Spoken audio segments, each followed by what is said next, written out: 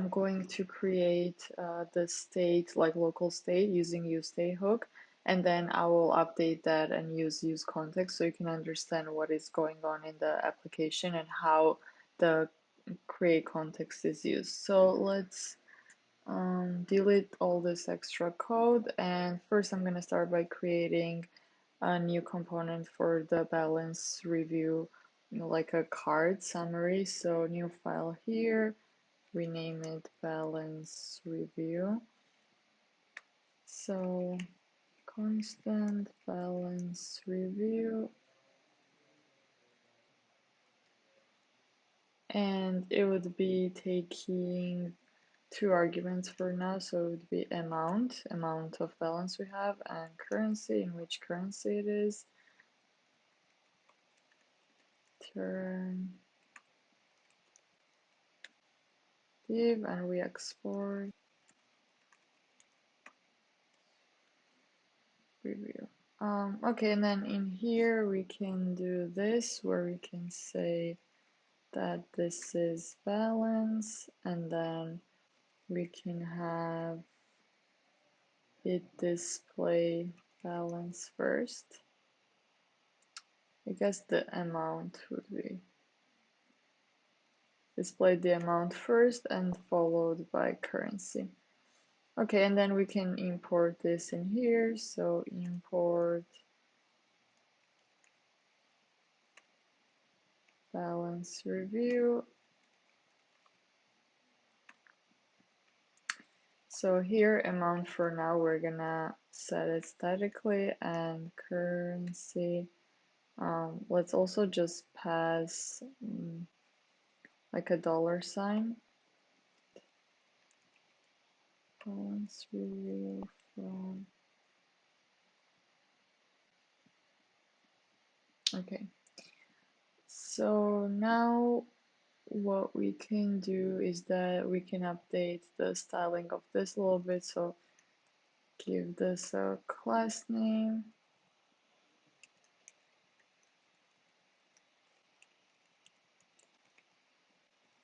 light gray for the color, and then let's wrap this also in another container.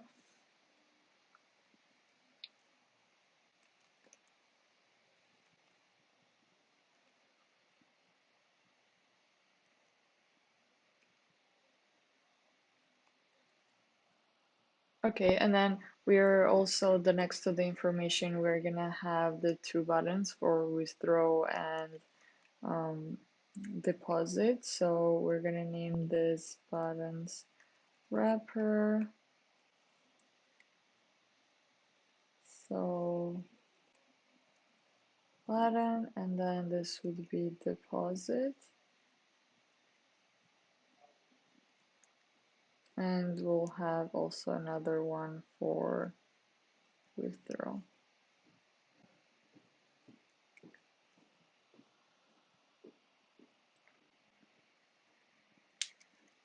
This will have it as a green, and then this will be red. Okay, so yep, we have this deposit and withdraw buttons, but let's create the transaction form itself. So we would be able to submit the amount that we want to withdraw or deposit. So I'll create a new file for that, name it transaction form.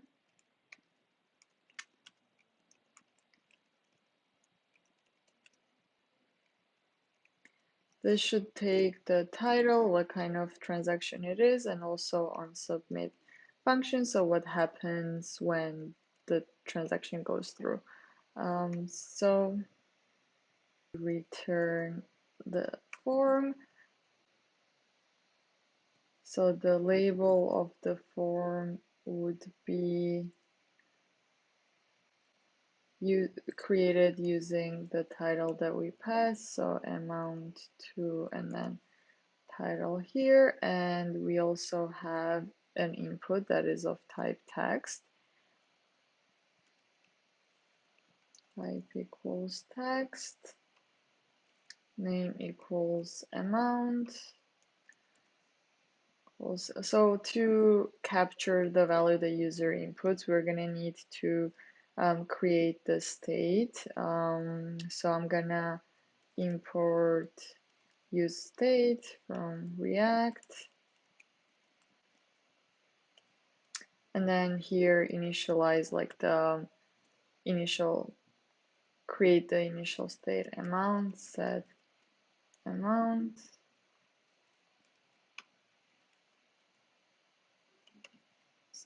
and then if this value changes, we also update the state. So pass the event and then set amount equals to target the value. We do close our input, and the next thing we need is the button for submit. So the type of button equals submit. On click, it's the same thing. We're gonna create this function named on form submit that will take the value of the amount and submit it. And just for the name here, so the reason we need a separate function is because we don't want, when somebody presses submit the button, we don't want form to get reloaded. So that's why we're gonna do e.prevent default first, and then we're gonna call the function that was passed by using props. So submit amount, and we also set amount to its initial empty state because it was already submitted. We want to clear the input. Okay, so let's import this in here.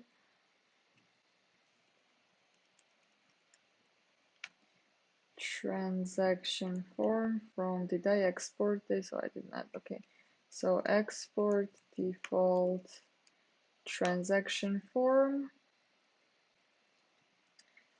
and then this would be, oops, transaction. And also let's add the form in here, title, past title deposit, and then on submit is also, let's just have console log for now.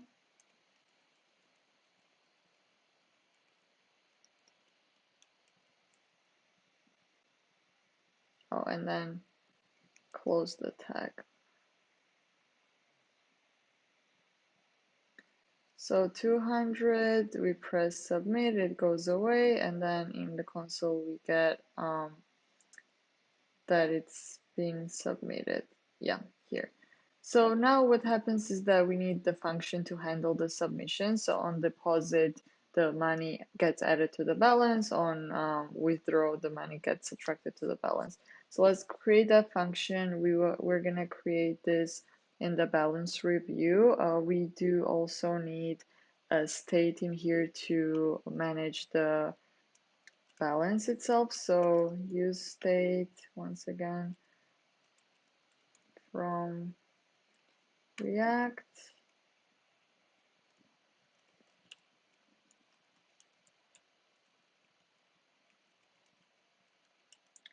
equals to use state, and this is same as the amount that's being passed on. And in here, let's say on transaction submit, what we're gonna do, we're gonna take the transaction amount, we're gonna create this variable to handle, to save the updated balance. We also need to know what kind of withdrawal, was it deposit or withdrawal? So for that we actually do need two forms. So let's manage that as a state also here. Model open, set model open. This forms would be also like expanded down when user presses deposit. So let's see, use state initially this model would be closed, so empty state. Manage as to if somebody presses deposit, then open the form. And then if they don't, then they just display the button that you can deposit. So if model open doesn't equal to deposit,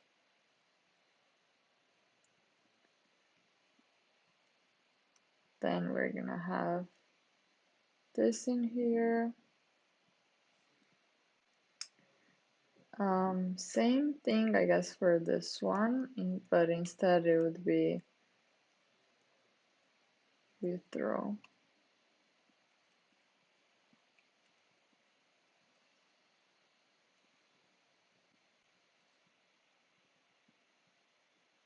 And then if model open is not in an initial state, so model open doesn't equal to initial, then what we want is that we say and display this transaction form. So title here would be actually the value of model open. And for this also we need to update what happens when somebody presses this button. So on, we don't need double click, on click equals to, so we set the model open to deposit,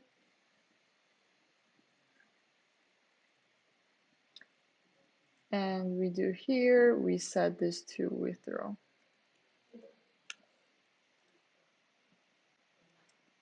So let's see, oh, there's a typo.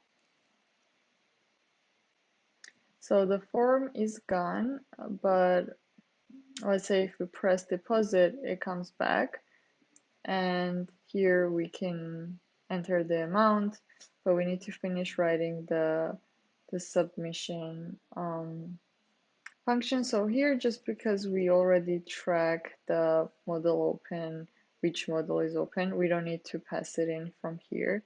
So switch model open, and then there's three cases: when it's empty, when it's withdraw, or deposit. So let's say if it's case deposit,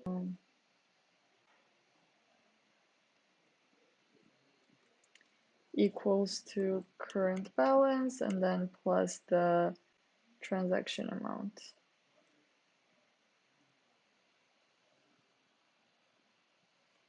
Also, just because transaction amount is coming in as a integer, we might need to parse it. And we break out from here. Another case withdraw would be opposite.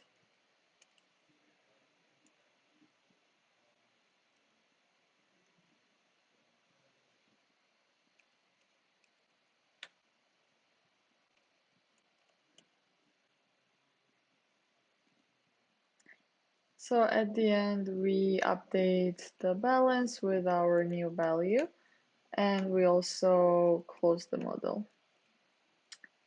So, oops.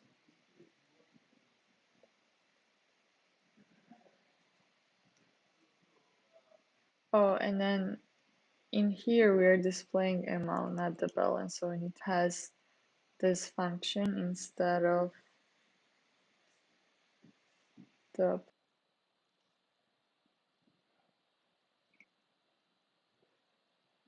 Alright, now we add the value, we submit, it increments the balance. So for styling, let's go to transaction form. Let's give it a class name.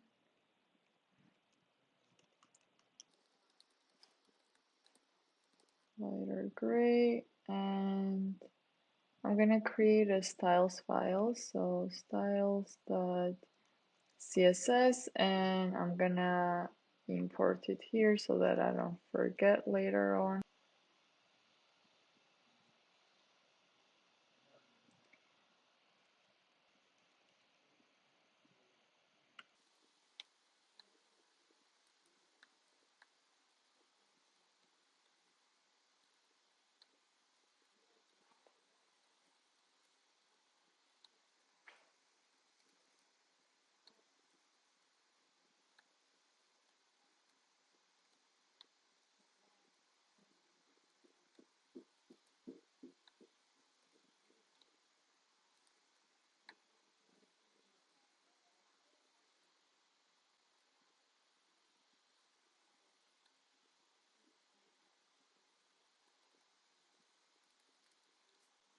So just pasting the colors that also I'm gonna use later on. So I'm gonna have it here.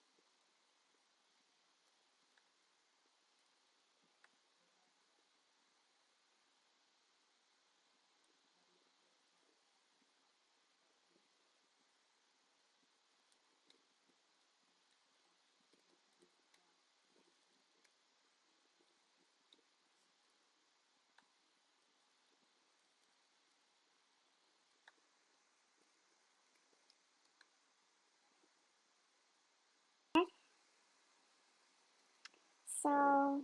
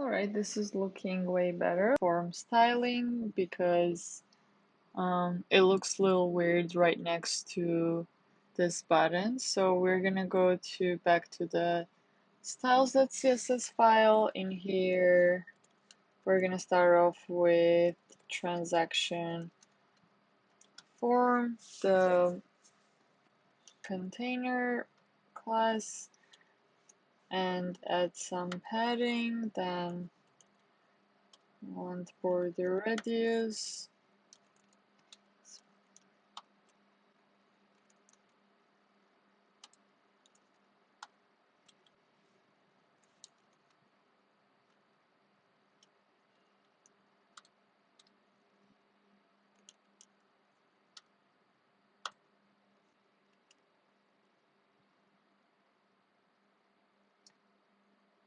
Right now, update the styling of the button.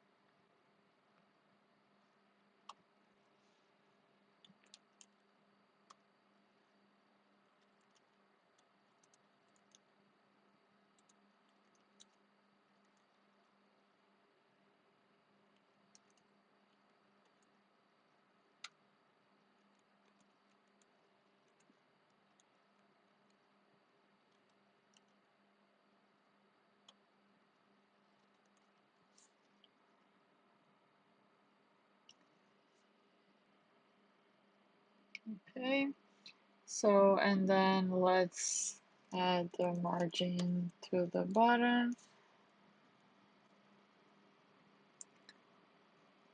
Okay, I'll go first and create a new file where I'll actually create the context. So let's name it balance context.js, and context consists of three parts. First part is where the file where we created and give it like initial state. Second part is provider, that is what provides the value of the context.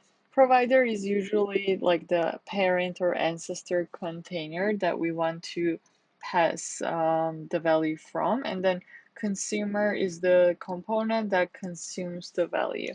So let's import create constant from React, context from React, and then let's create a constant and export it, and this would be create context, and here is where we pass the initial value. Okay, and now let's have the provider over in app.js. First thing, we need to import the context that we just created.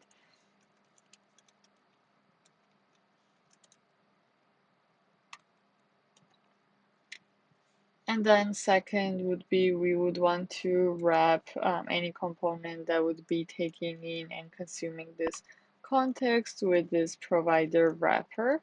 And we pass in the value, let's say 600.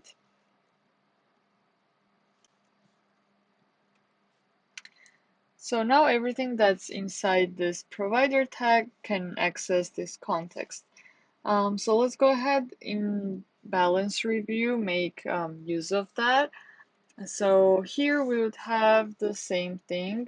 We would import balance context.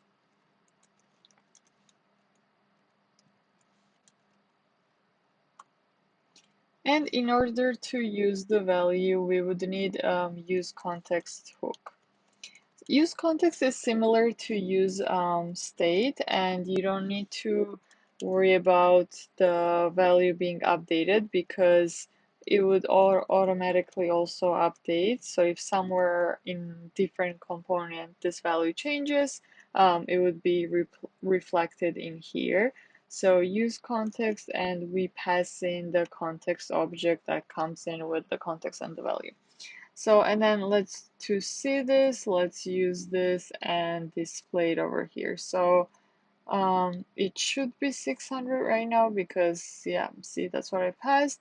And even if the local state gets updated, just because we set this to be context and we passed in like a hard-coded value, this will not get updated. It's the context from the child component or the consumer, just because in here we just passed like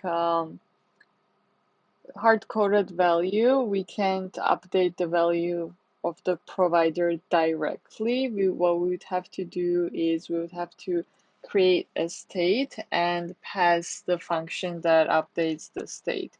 So let's say if we have balance and set balance, I need to also import useStateHook in this file. This would equal to useState, and this would be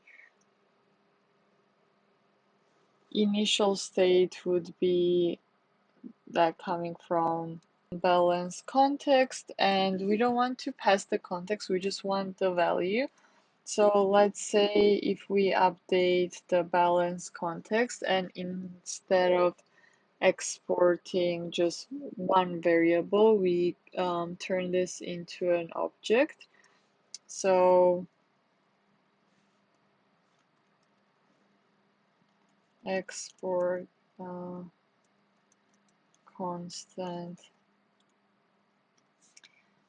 So we update this like in here. So this is the initial state, and we'll import the context and the initial state in here so we can make this equal to initial state. And then, so in here, when we pass the value to provider, it would be the balance coming from the state in the app. We would create the function that updates the state, and we would pass that function into the value of the provider. So constant update balance equals it takes in the new balance, and this will set it as a new balance. And in here we update and pass both the value of the balance